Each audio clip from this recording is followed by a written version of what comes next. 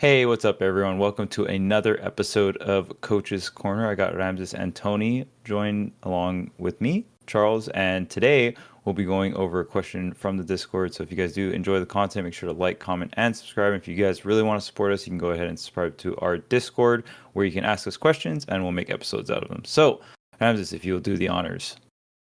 Yeah, so we have a question from Alto who asks about endurance during a tournament. For a bit of background, I recently played in a Yu-Gi-Oh tournament, best of one Swiss until top 32.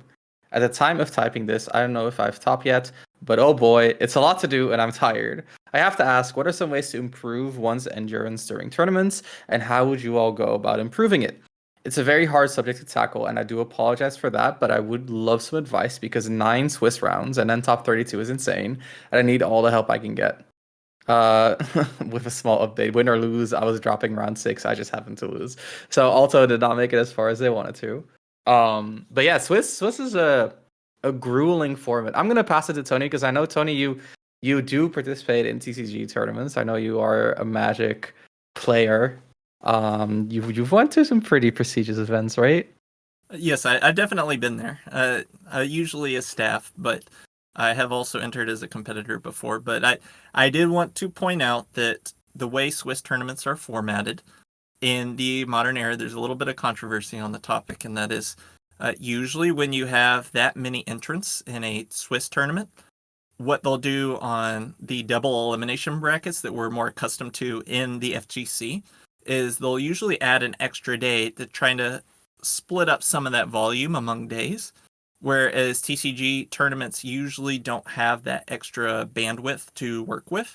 And so what they'll do is they will cram that volume between the days that they have left. What you have is they're going to have a large volume on day 1, which is where you get these 9 rounds of tournament play. My understanding is it used to be something closer to, say, 7 rounds. And then usually what they'll do is like 6 rounds on day 2, and then they'll do top cut, which is going to balance out to being about basically half and half on each day. However, for Smash tournaments, for the stamina comparison, it would be like if we were supposed to run something like EVO on 2 days instead of 3 days in terms of the attendee volume. And some of these events can be actual several times the size of an individual bracket that you would find in EVO. Well, not several times anymore, but it used to be that the biggest TCG tournaments would be up to and including triple the size of the biggest FGC brackets that we would have at the time. And so I wanted to put that out there as a consideration for the difference of stamina, but I still think that the problems themselves are the same. So going into this, Charles, what is your take on tournament stamina here? I think a lot of it is just preparation. It comes from preparation and also knowing and understanding yourself and your body. That's the main thing. I think there's a lot of small things that a lot of players don't do to help their stamina, right? Just really simple things. I mean, the main one is sleep. I think the main one is sleep and diet. So when it can be really difficult if you're traveling, especially. But if you're not traveling, I mean, it's just pretty standard in terms of like how to get the most amount of sleep, or you should know, or if you don't know, you can do some research and stuff like that. But even simple things like not having caffeine until at a certain point in the day, right? Like me personally, I try not to have caffeine past like 3 or 4 p.m. if I'm trying to go to sleep on the earlier side. And then even planning out when you're going to sleep or at least attempt to sleep and all that other jazz, right? I think a lot of players, they'll travel, and I'm specifically talking for a Smash tournament, right? Like they'll travel and then they won't plan out a sleep schedule or anything like that and end up hanging out with friends and staying out too late and stuff like that, right? So just some simple things like that can go a really, really long way. I think also in terms of prep, your diet's really important as well. Like I was just talking about consuming caffeine. So knowing when to stop or to consume caffeine is super important, right? And then even things like, I know Ramses has mentioned this in previous episodes, but for breakfast, having fruits for sugar, right? That's a super important thing to have. So I know a lot of players will just straight up not eat, but it's kind of like a dice roll, right? And I know some players don't do it for maybe a health condition or something like that, but just keeping your health in mind at all times, and even knowing what fuel you're going to give your body for the entire day. And I can't just give one general answer, but that's something that each individual has to research on, or maybe you have some kind of medical condition, so you have to have a certain diet at a certain time, or it's just through trial and error, right? Maybe maybe even if you don't have a medical condition or anything like that, and you're just going through the motions and being like, oh, okay, so I feel like I play better if I am on an empty stomach, or if I feel like I have more stamina at this. But in terms of stamina wise, it's hard to do that on an empty stomach. So I think specifically for stamina, you want something that will give you energy, but is also healthy, right? So, I mean, obviously you can just consume carbs to give yourself energy, but you don't want to slow yourself down in terms of reaction or anything like that, right? You want to eat too much food. So I think fruits or veggies or something in between, where they do give you carbs, they're healthy carbs, and they'll give you energy throughout the day. So things like that is just not even in the game, that you have to do a lot of trial and error, just because every person's different, right? So, and I mean, this is kind of stuff you can experiment with. Just, oh, what time do I go to sleep for work? What time, or what do I eat for work? How do I perform at work, right? And you can kind of cross-reference it. It's not one-to-one, because you're also playing the mental battle of competition. So also knowing yourself and knowing your body when you're in that mode essentially is a big deal. Or like knowing how you deal with all these things while traveling, while competing, right? While in that mode, while traveling as well. So these are all really big factors when thinking about it. And then in the game, it's so hard because I feel like every tournament is different. That's the challenging part, right? There's some tournaments where they'll front load certain things. There's different types of competition, like Swiss in TCGs, where I've heard crazy stories of like 9-11 rounds of Swiss. You know what I mean? It's like a lot of rounds of Swiss, and if even every round of Swiss is 50 minutes, and then you have to also include or think about overtime as well, right? So it's not even like right at the 50-minute marker, they're like, all right, cool. Then they have to finally, overtime's done. Then they have to do the match calculation. Like you're every round is, you're probably looking at an hour and 10 minutes, and that's if everything's going well, right? If there's no complications and things like that, and you multiply that, so it's a lot. And then sometimes I've heard there's not even like a lunch break or anything like that, and you just kind of find food and go. And then it's like, well, if I'm playing a control deck, or you're playing a deck that goes to time every time, it's like these are other things you have to think about and stuff like that. Like if you're playing an aggro deck, maybe you'll have a round where it's just like, all right, boom, I just didn't do my thing, or I did my thing and I got the win 2-0, or I lost 0-2 in that round, and okay, cool, I have time to go get some food or whatever. But if you're playing a control deck, or a deck that like goes to time almost every time, then you're gonna have to probably arrange for a friend or something to get you a quick sandwich, right? Just kind of planning ahead like that.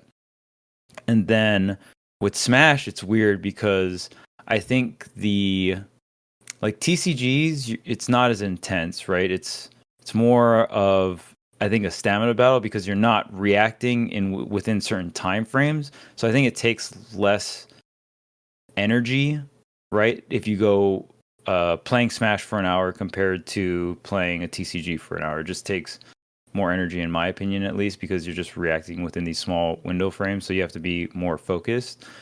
But with TCGs, it's not as much. But with TCGs, you're playing so much longer. So I think TCGs also have a set, like you're going to play Swiss for the most part if you're playing TCG. But Smash, I mean, you'll be playing Smash, but how your pools get broken up into and how long you'll be playing, right? Sometimes you'll play an hour, 2 hours, and then that's it. And then you go on to the next round, but then you have to wait 4 hours, and then you play again later on during the day, right? That part feels very RNG, because it just depends on the tournament organizer, right? there's not a wrong or right answer. It's just depending on how the tournament organizers want to run it. But with Swiss, I feel like even when you go to your local and you play like maybe 3 or 4 rounds of it, you still. And I think that's the one consistent thing about TCGs. You get to experience the tournament format consistently all the time, no matter if you're playing a local level, regional level, national level, what have you, right? So just going through your locals and even just the stress test of 3 or 4 rounds of Swiss, and you kind of get baby steps into it, right? So, going to locals and stuff helps a lot. That's going to help a lot for Smash as well. But the Smash part doesn't translate as well into like the bigger tournaments, because at a local you probably you have a bracket, you run it and it's done, right? But at these bigger tournaments that you travel to for Smash, going to a local is like, okay, this is like a 1 day thing, and then for Smash it's multiple days. Usually involves a bit of travel and stuff like that, right? I mean, TCG also involves travel and stuff when you travel to those tournaments, but it feels front loaded into the first day. I'd imagine the first day is probably the hardest for any TCG tournament, just because of that like 9 rounds of Swiss day. And then if you get into top cut, it's like, okay, cool. Like I'm probably max playing, X amount of rounds, but nothing like 9 rounds. Like that's crazy. So, yeah, I think the nice thing about TCGs, at least you can go to your local and it's some form of that, right? And then you can start going to regionals, and maybe it's like a 6 or 7 round Swiss thing. So you can kind of escalate up and work your way up where there's like a crawl, walk, and run phase. I think with Smash, it's kind of like, all right, crawling, and then now you're running, because you don't know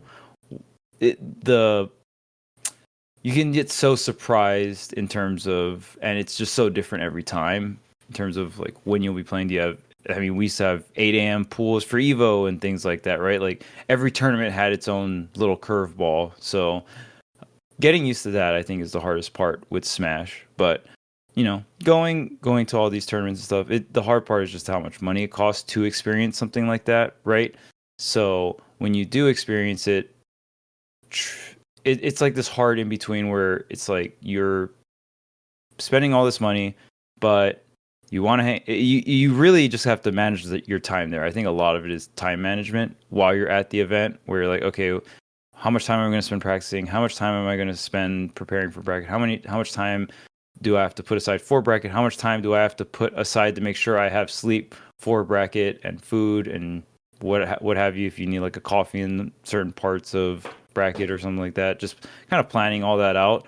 I feel like a lot of people will just go out and wing it, and sometimes if you do that, you'll get the results, and then your results will reflect that in a sense where you are coming back or you're done with the tournament and you're like, man, I didn't feel like I had much energy, or this and that, right? So being able to critique yourself in that sense is super important, just because you're investing so much money into it. Like flights and hotels are very expensive. So I feel like if you are going to invest into something like that, putting the time to manage your time while you're there is very, very important. That's step one. What are your thoughts on this? Yeah, lots of good points. First of all, I think that's really, really important. There's a lot of things that I'm gonna repeat briefly, but not get too deep into, because you've already tackled it. I think on a previous episode, I talked about the ideal performance state, the IPS, and I talked about the 4 components that go into the IPS, right? The physical, emotional, mental, and spiritual.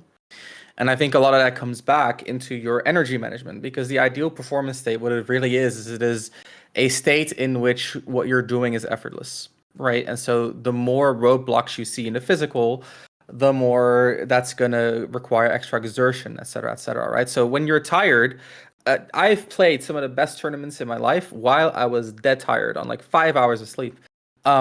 It's possible. It just requires more energy, right? And so the endurance part of it is really all about optimizing your flow of energy, right? Because if you think about it, we as human beings, we are just balls of energy. Like we take in food and whatnot, and then we use that energy to do the things that we want to do in life.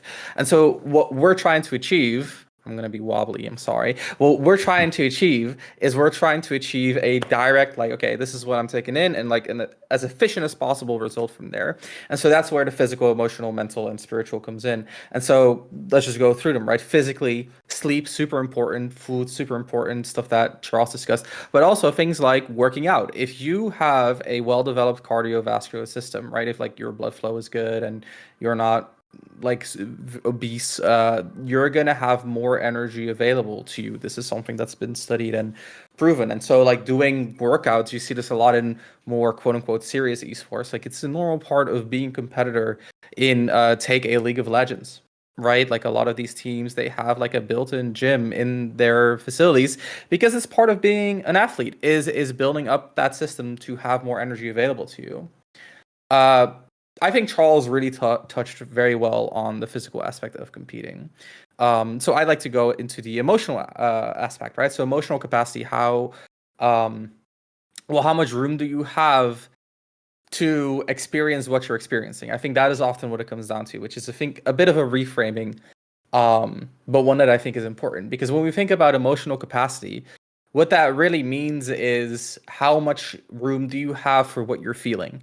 And so if you are already very, how do I say that? If you have a lot of baggage coming into a tournament, like, for example, family trouble, or a pet died, or you're going through a breakup, these are things that take away your emotional capacity because you're going to have to feed into them, right? So if you're at a tournament day, you don't want to be thinking about little Timmy the pet hamster. You know what I mean? Like, little Timmy's gone.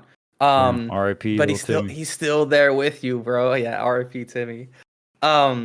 So it's important to be able to set aside the things that have nothing to do with competing.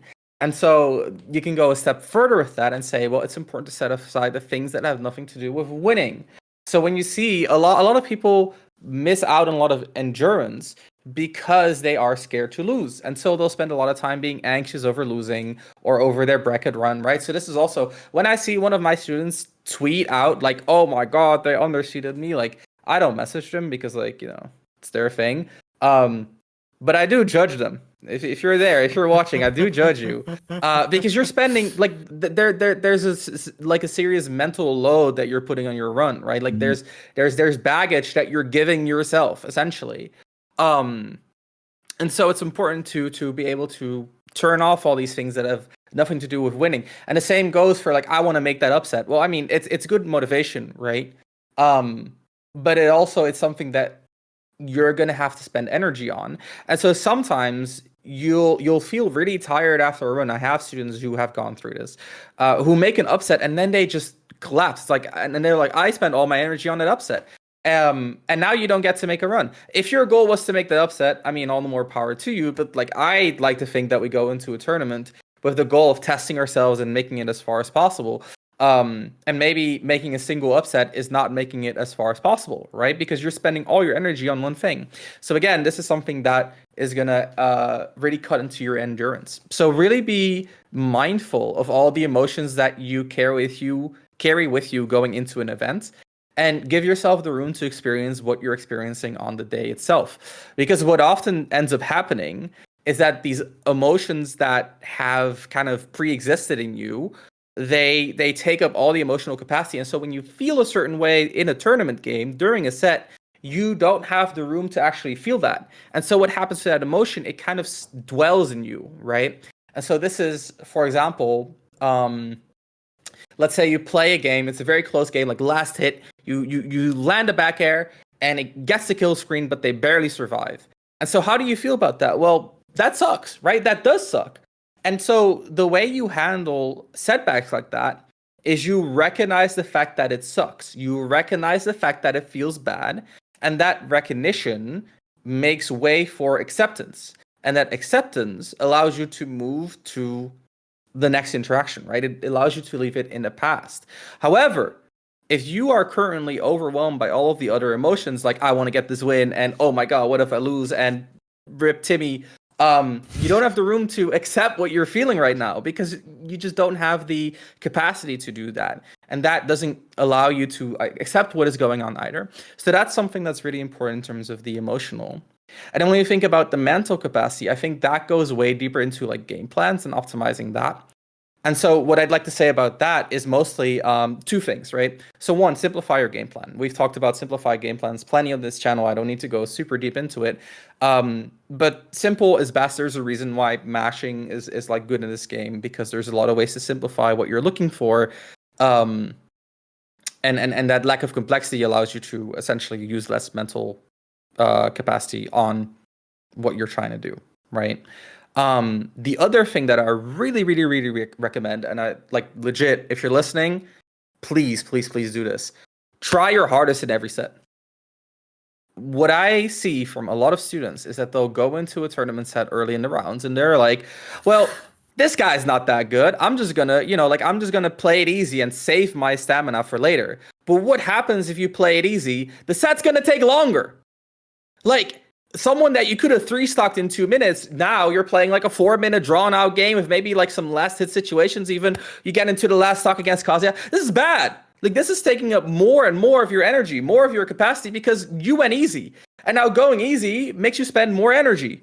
And then after the game, you have to reflect on the game too to make sure it doesn't go awry next time. Like, this shit snowballs. So please, if you're listening, please, please, please go all out on every round and like just try really hard and beat someone in 5 minutes and then take your rest, instead of making it these drawn out games that might even end up being closer than you'd like. Because even the fact that it is closer than you'd like, again, hacks into the stamina, the capacity. So those elements I think are really, really important. Of course, the spiritual capacity thing we've talked about before, that's more of like a motivation kind of thing, like your drive, like why are you doing this? That is not the type of stuff you want to reflect on during a tournament. But I want to mention it because I did mention it as one of the 4 elements going into the IPS. But work on your physical condition, right? Food, sleep, eating. Also, something I recommend is eating proteins during game day, because carbs can take, like, your body uses energy to burn food. And so the thing about protein is it's not very dense. And so you can eat very little protein, feel full, get energy, and not spend too much of your your energy reserves to burn that food. Emotional capacity, as we discussed, and then mental capacity. If you can focus on these 3 things, generally you'll find that you have a lot more stamina than you thought. And so for me personally, speaking from my experience, right, as someone who at my peak was like top 20-ish Europe, top 20, 25. In this game, in the previous game, I mean, what I noticed is that I always thought that I didn't have as much stamina as a lot of the top players. Like, if you look at Gluto is a bit of a stamina monster, I'll be fair. I don't know how he does it, but he'll be like grinding after a tournament at like 10 p.m. and he'll be playing like the best he has ever played. I don't know how he does it. Same for like Siski. And I always felt like, okay, well, I get to the end of the bracket and then I just don't have the juice to play these people anymore, which, that was true to some degree. And so for me personally, when I started focusing on my food intake and trying my hardest in every set and simplifying my game plan, those 3 things together really, really helped me with my personal stamina issues. And I started playing a lot better in the end of the brackets. So that's my take. Bit of a story, but I mean, I think Timmy deserved a bit of time in the spotlight, Rest in peace, right? Timmy. Rest in peace, Do it for Timmy. Tony, why don't you tell us what you think? So first thing I will say is kind of to address the question directly is I'm a big fan of doing what Charles was talking about on deck selection, and I like to choose a deck that gets you in and out, gets you your result, win or loss, so that you can spend more of your relative time during tournament day doing things to support yourself for during tournament day. I will also say that my most common recommendation to competitive players who are traveling is to travel up ahead of time so that you can set yourself up to support. So there's a couple dimensions and then a few solutions to each of these dimensions to which we can approach the problem. So I'll go ahead and start with the most overview of it problem, and that is that whenever you are alive from start to finish of your day, you are generally less equipped at the end of your day than at the beginning of your day.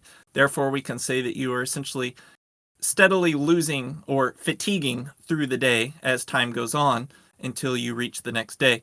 And what happens between those days is that there is a recovery action that occurs that kind of refills your stamina bar, so to speak.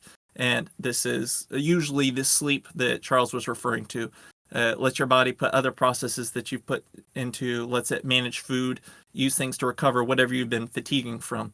And so essentially what I view this as is like either a steadily decreasing 2D fighting game health bar, or a candle burning is the way I kind of visualize this. So how can we make this candle produce light for longer?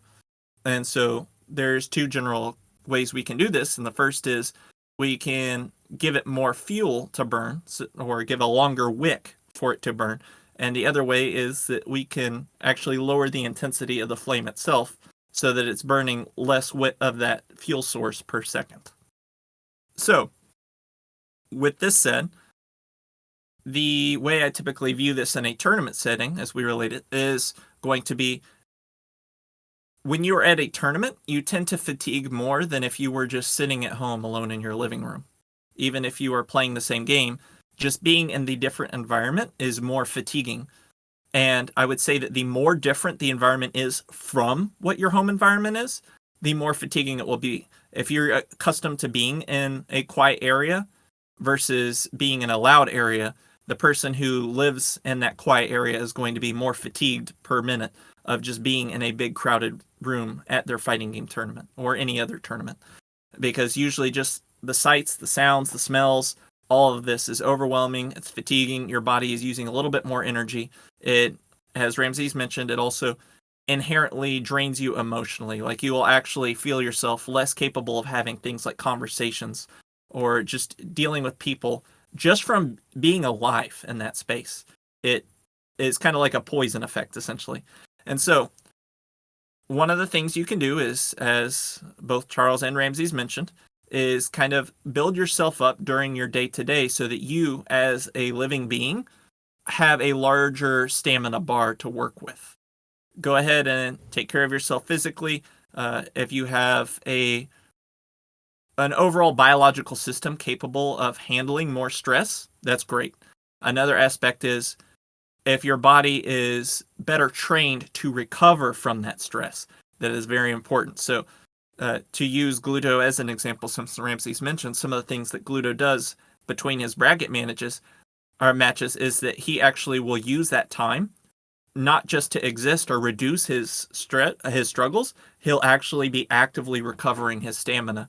It's not unusual to see him just straight up taking a nap in the player room while he is waiting during a break period between tournament series. So while everyone else is just trying to kind of lower their fatigue rate, he's actively recovering and undoing some of that fatigue by eating properly, spacing out himself. And he does a lot of this intuitively at this point because it's such a practice skill that he's achieved a degree of mastery that he doesn't have to think about it. And so, much like how we've discussed before, unconscious mastery also reduces the fatigue of the activity. So the more unconscious your skills are, the less fatigue it creates when you use those skills, typically. Another aspect of this is that the less you have to consider things, or the more unconscious your overall life becomes, usually the less anxiety it creates because you're spending less time thinking about it. And so to this end, just like you can make your home environment more like a tournament environment, if you make your tournament environment more like your home environment, that can also reduce the level of fatigue this creates for you.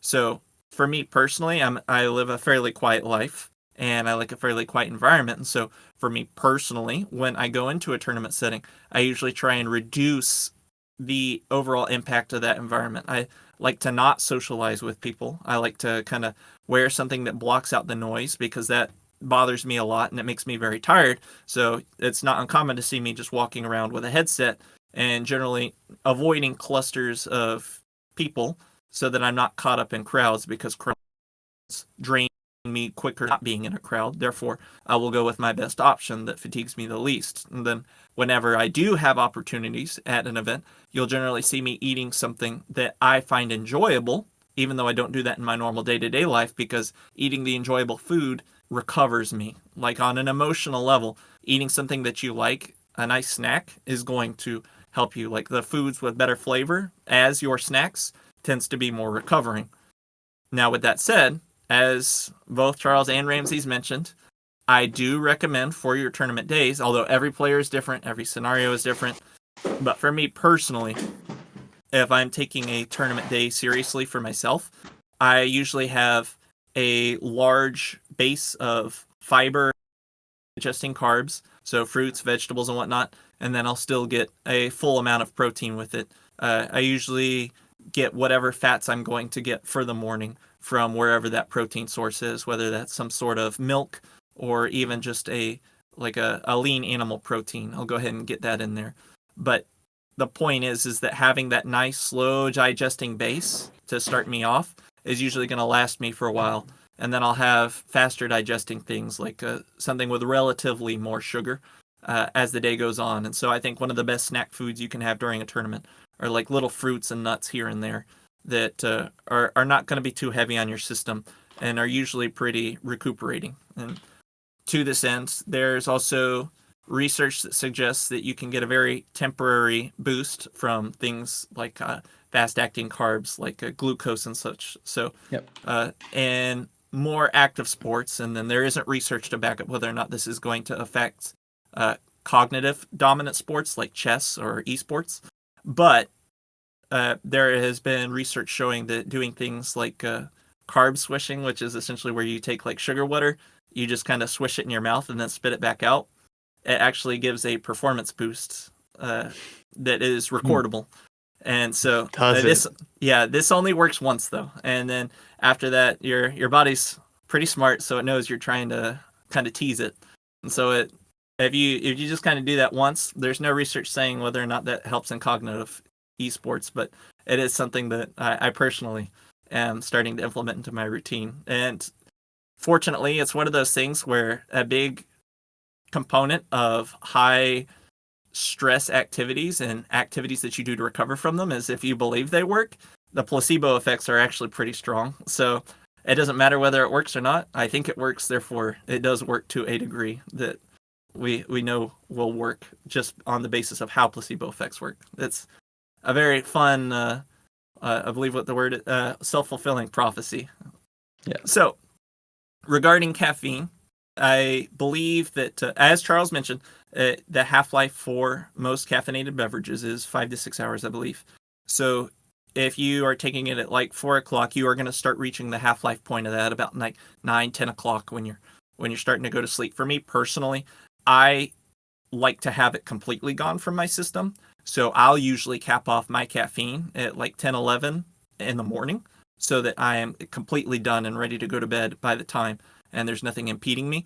But at 10, 11 in the morning, you probably don't need a caffeine boost and you're better off just not having that as part of your habit set.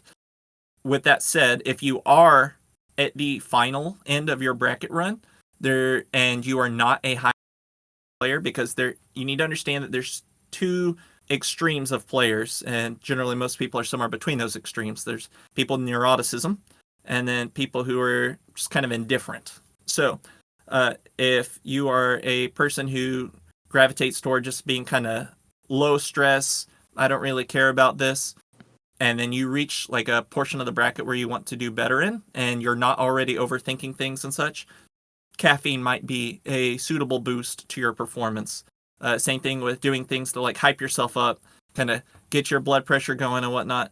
Now, if you are a high stress player where you tend to get in your own head, you start thinking, oh man, what if this happens? What if that happens? Yada, yada, yada. Caffeine is going to not be your friend here. It's going to make you make bad decisions faster. So I believe there's a meme comic. It's now I'm stupid, but faster. It's the same concept. You want to think less. Usually for these, you still want to get your heart rate up, but you typically want to do it with something like a high cardiovascular activity that kind of makes it harder to think. Do something, get your blood pumping, and kind of just focus on your breathing to get your head off of that and reframe your problem set so that you're less thought focused and more just kind of being, which is something I believe we again discussed in the topic that Ramses referenced for general tournament prep. Now, with all this said, what this tends to look like is essentially this is an economy or resource management minigame for you in your life. And so, to return to the analogy of 2D fighter health, as your life goes on during a tournament day, you're going to be taking damage, but you can recover most of the damage that you're taking if you are spending time during the day actively focusing on recovering. So you want to essentially spend your tournament days focused on healing yourself from start to finish of the day. Like, think about the things that when I'm really stressed, I do this to recover. This makes me feel more comfortable. This makes me feel better. Those are ways that you can kind of highlight what are recovery activities for you as an individual, because everyone is different. There aren't usually catch-alls, unfortunately, for this, for where I can just tell you, oh, There yeah, is one. this is your magical formula. What is that, Ramses? Sleeping. Oh, yeah, there we go. Yeah, Ramses is right. Charles is right. Sleep is one of the best things you can do for yourself. There are many cases of players making the best runs in their life on little to no sleep. That does not mean that it is a good practice. There's something to return to it called survivorship bias. Yes, there are cases and exceptions. Most people who win tournaments probably sleep well in the days leading up to it and healthy fuel. There's a lot that goes on under the hood. Like, most things that construct you mentally and physically happen during sleep. You are building yourself into a better person while you're asleep, as a rule of thumb. So, like, even when you're studying, or I believe some research has come up as of the past, I don't even remember. Essentially, some recent research shows that if you study things, the best time to study is just before you go to sleep, because you're more likely to kind of coalesce that and retain the information that you studied if you do it before you go to sleep. So I believe current research toward that end suggests even that taking naps after your study sessions is going to increase your retention rate. And so why would that not affect your fighting game tournament performance? It's just a matter of, if you're studying beforehand, if you're treating yourself right, your self is more likely to treat you right and follow your own ambitions to accomplish what you're wanting to get done. And so, on a practical overview, what this looks like is basically, how do I live well while I'm at a tournament? And so, to kind of reframe what we said up to this point, it's, I can make it so that being at the tournament is just like living another day of my life. And then when I get to the tournament, I'm not worried about extraneous details. So, just using another practical example here of, I'm getting ready to leave for the Luminosity Invitational 2 to coach Sonics in an official capacity. And so while I am there, I'm actually going to go up the day before, and I personally will be accruing some food and kind of planning out his breakfast and lunch and such, so that he is going to essentially have food taken care of. And that way it's not on his mind, because that is something that tends to tax his personal, individual mental stack during the day. Is he'll wake up and he'll think, oh, what am I going to have for food today? And so I'm going to remove that from the equation so that he's not worried about it, so that when he wakes up, he is essentially just doing his warm-ups in the hotel room, has his food, and then we show up. Usually it's just low key, and he's just kind of waking up for the day. When we show up to the tournament, he's not going to be stressing, oh no, what's this matchup? What am I going to do for this? He's already got it all rehearsed. He has all his game plans for every player in the Invitational done up to this point, as far as I'm aware. And so we show up, and it's just another day. And so the atmosphere or environment that we're going to promote is, this is just another day. Low stress, chill vibes, start to finish. He's going to show up. He's going to play his match. As soon as he's done with the match, we'll kind of re-queue him up so that the top of his head is going to be relating to whatever his next match in the round robin is. And then other than that, we're just going to be chilling, probably even talking about things that aren't even Smash. Because the whole point is that if you're not overly focused on playing the game when you're not even playing the game, then that's going to drain your stamina less. And then the moment that it's no longer time for him to be playing, get out of there. Go into a lower stress environment, maybe go for a walk, something like that. He likes to have more restaurant-based food, which, again, going back to recovery, we'll just go out for dinner, eat at a comfortable restaurant, eat some nice food, have a good time, go back to the hotel room, have a relaxing time, and then he'll go to bed, sleep, wake up, it's just another day. Yesterday was a great day, tomorrow's going to be a great day too, and then show up and repeat that. And so that does not sound like we just described a grueling tournament day, but that's because the planning that went into it, the overall structure of preparation is having a stamina resilient day on the day-to-day basis, and then making that day-to-day basis closer to what his tournament day basis is going to look like. And so then when we show up to the tournament, practicing what has been practiced up to that point, or executing what has been practiced up to that point, makes it a lot easier. And again, going into the day-to-day is part of it. He regularly practices having tournament days every single day where he'll practice and warm up like it's a tournament schedule to replicate it, so that it just feels like being at tournament is being at home. And that's part of why he's known as a grinder, is because he essentially replicates tournament days so that he is essentially stressed in intervals and then recovers from those stresses on a regular basis. If you're going for a mile run, your first time is going to be pretty stressful. Your 10th time, still going to be pretty stressful. Your 1000th time, you're probably not even going to register it as being anything other than just part of your morning, like waking up. It's no stress at all.